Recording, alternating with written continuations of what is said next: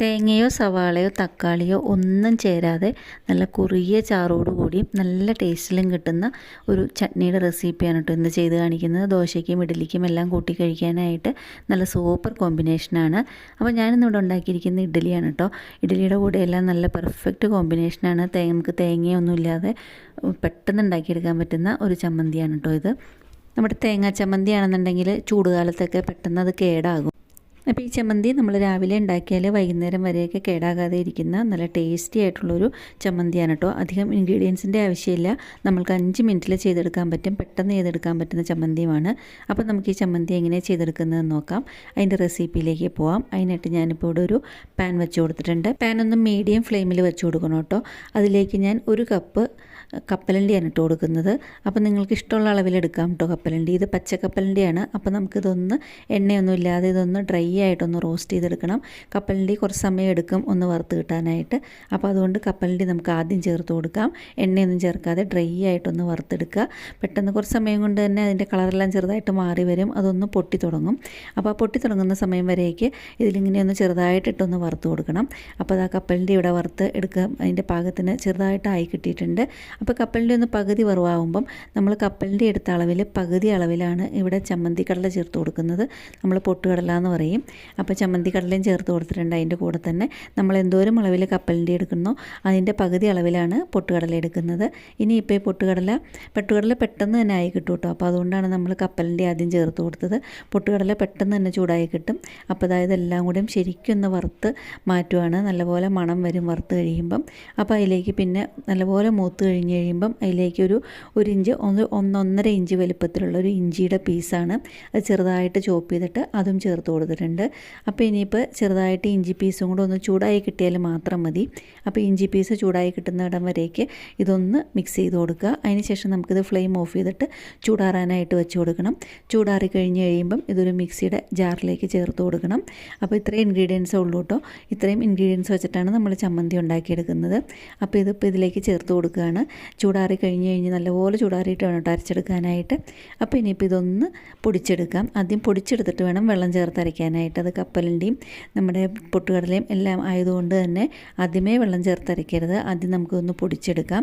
അപ്പോൾ ഇത് പൊടിച്ചെടുക്കുന്നതിന് മുന്നേ തന്നെ നമുക്കിതിലേക്ക് ചമ്മന്തിക്ക് ആവശ്യത്തിനുള്ള പൊടികൾ ചേർത്ത് കൊടുക്കണം. അപ്പോൾ എരിവിന് ആവശ്യത്തിനുള്ള മുളക് പൊടി ചേർത്ത് കൊടുത്തിട്ടുണ്ട്. അപ്പോൾ നിങ്ങൾക്ക് നല്ലപോലെ കളറും വേണമെന്നുണ്ടെങ്കിൽ കാശ്മീരി മുളക് പൊടിയും കൂടിയും ചേർത്ത് കൊടുക്കാം. ഞാനിപ്പോൾ ഇവിടെ എരിവിന് ആവശ്യത്തിനുള്ള മുളക് പൊടി മാത്രമേ ചേർത്ത് കൊടുത്തിട്ടുള്ളൂ. അതിനുശേഷം ചമ്മന്തിക്ക് ആവശ്യത്തിനുള്ള ഉപ്പും ചേർത്ത് കൊടുത്തിട്ടുണ്ട്. ഇനിയിപ്പോൾ ഇതൊന്ന് പൊടിച്ചെടുക്കാം കേട്ടോ. നമുക്കിത് വറുത്തതായതുകൊണ്ട് തന്നെ പെട്ടെന്ന് തന്നെ പൊടിഞ്ഞ് കിട്ടിയിട്ടുണ്ട്. ഇനിയിപ്പോൾ ഇത് പൊടിച്ച് എടുത്തിരിക്കുന്നത് നമുക്ക് വെള്ളം ചേർത്തിട്ട് ഒന്ന് നല്ല കട്ടിക്ക് ഒരു പേസ്റ്റായിട്ട് ഒന്ന് അരച്ചെടുക്കണം. അപ്പോൾ അതുകൊണ്ട് തന്നെ അധികം വെള്ളം ചേർക്കണ്ട കേട്ടോ. ഒരു 1/4 കപ്പോളം വെള്ളം ചേർത്താൽ മാത്രം മതി. ഒത്തിരി വെള്ളം ആയിട്ട് അങ്ങനെ ചേർത്തിട്ട് അരയ്ക്കേണ്ട. നമുക്ക് നല്ല കട്ടിയിലാണ് ഇത് അരച്ചെടുക്കേണ്ടത്. അപ്പോൾ അതുകൊണ്ട് തന്നെ ഒരു വളരെ കുറച്ചളവിൽ വെള്ളം ചേർത്തിട്ട് ഇത് നല്ല പേസ്റ്റ് പോലെ ഒന്ന് അരച്ചെടുക്കണം. ഇപ്പോൾ ആ ചമ്മന്തി ഇവിടെ പേസ്റ്റ് പോലെ ഇങ്ങനെ അരച്ചെടുത്തിട്ടുണ്ട്. നല്ല പേസ്റ്റ് പോലെ ആയിട്ടുണ്ട്. ഇതിവിടെ നീക്കി വയ്ക്കാം. അതിനുശേഷം ഇതൊരു ബൗളിലേക്ക് ചേർത്ത് കൊടുക്കണം.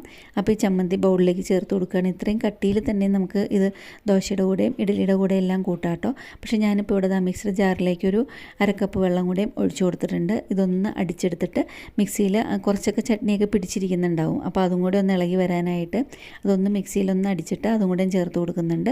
അതിന് ശേഷം നമ്മൾക്കിതൊരു തവി വെച്ചിട്ട് ഇതിൻ്റെ കട്ടയെല്ലാം ശരിക്കൊന്ന് ഉടച്ചിട്ട് ഇതൊന്ന് ലൂസാക്കി എടുക്കണം. അപ്പോൾ ആ ചട്നി ഇതുപോലെ ഇങ്ങനെ ഒന്ന് ലൂസാക്കി എടുത്തിട്ട് മാറ്റി വയ്ക്കുകയാണ്. ഇനിയിപ്പോൾ ഇതൊന്ന് കടുക് വറുക്കാം കേട്ടോ. അപ്പോൾ കടുക് വറുക്കാനായിട്ട് ഞാൻ ഇതിലേക്ക് അധികം സാധനങ്ങളൊന്നും ചേർക്കുന്നില്ല. അപ്പോൾ ആ ചട്നി കടുക് വറുത്തെടുക്കാനായിട്ട് ഒരു പാൻ വെച്ച് കൊടുത്തിട്ടുണ്ട്. അപ്പോൾ ഈ പാനിലേക്ക് ഞാൻ ഒരു ഡ്രോപ്പ് വെളിച്ചെണ്ണ ഒഴിച്ച് കൊടുക്കുന്നുണ്ട് കേട്ടോ.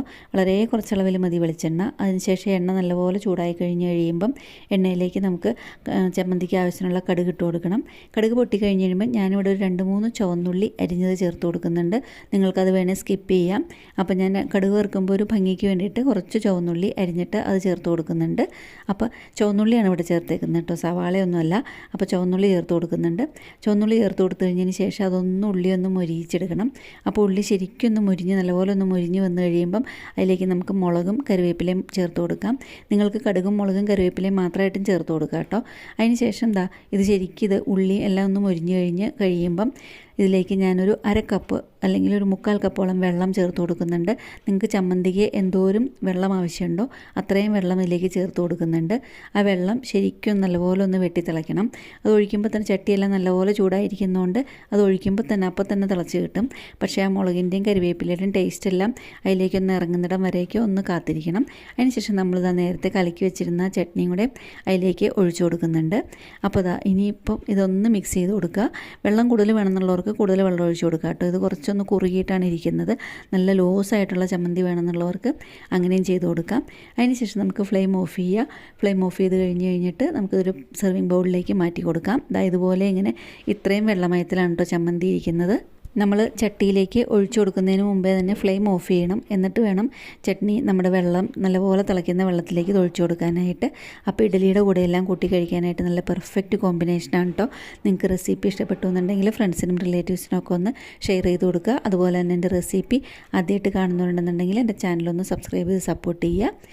അപ്പോൾ വീണ്ടും എന്നും പറയുന്ന പോലെ ഈസി ആയിട്ടും ടേസ്റ്റി ആയിട്ടും വെറൈറ്റി ആയിട്ടുള്ള വേറൊരു റെസിപ്പിയായിട്ട് ഉടനെ കാണുന്നവരേക്കും താങ്ക്